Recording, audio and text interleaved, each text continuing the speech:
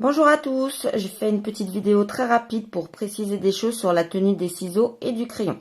On va commencer par les ciseaux. Donc les ciseaux, c'est le pouce et le majeur qui rentrent dans les trous des ciseaux. Voilà, l'index est à l'extérieur, il sert à la fermeture des ciseaux, il sert à guider le ciseau. Attention, lorsqu'on découpe, si vous avez un trait arrondi,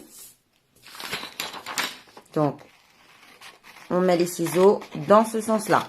Et c'est la main qui ne découpe pas qui va venir faire tourner le papier.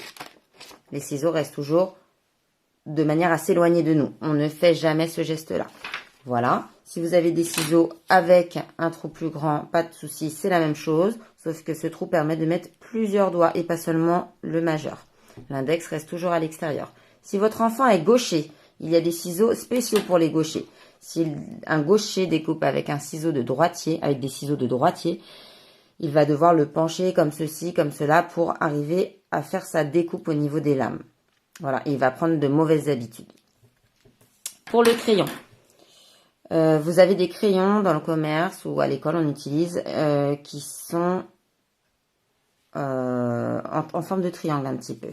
Voilà, comme ça. Bon, ça aide à la tenue, mais c'est pas obligatoire. On peut tout à fait, avec un crayon normal, tenir correctement son crayon. Le crayon doit être pincé entre le majeur et le pouce. Pas comme ça, le majeur sur le côté. On peut faire des petits points à l'enfant pour lui indiquer. Donc, c'est la même chose s'il est gaucher, de façon symétrique. Ici et là, c'est là que je dois pincer mon crayon. Pas trop loin sur le crayon, beaucoup plus près, assez près de la mine. Et l'index, on peut donc le lever sans problème. Il vient s'appuyer légèrement pour guider le crayon. Les autres doigts se replient en dessous. Si l'enfant tient mal, on peut lui proposer de tenir un petit bout de gomme, une petite boulette de papier, un bouchon de bouteille, un petit objet pour l'aider à bien positionner sa main. Voilà, le crayon vient se coucher sur la main.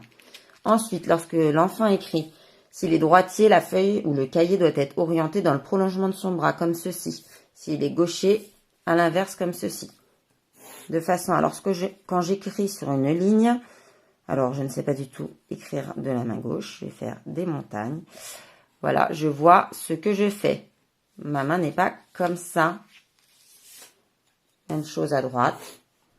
Je vois ce que je fais. Ma main est positionnée sous la ligne et pas sur la ligne. Ce que font souvent les enfants parce qu'ils ont pris cette habitude avec le geste du coloriage qui n'est pas du tout le même. En effet, lorsqu'on colorie, on met sa main beaucoup plus loin sur le crayon et on vient balayer. Et la main est sur le côté et on casse le poignet. Lorsqu'on écrit, on ne casse pas le poignet. Le poignet, la main reste dans le prolongement de l'avant-bras et on fait un geste plutôt vertical. Donc, un petit geste qui peut aider l'enfant, voilà, avant chaque séance d'écriture. Pour les grandes sections, il faut faire ce petit geste-là, les petits traits verticaux, qui entraînent au geste de l'écriture qui est plutôt comme ceci. Et pas comme ceci, comme pour le coloriage. Voilà, pour ces petites précisions. Au revoir.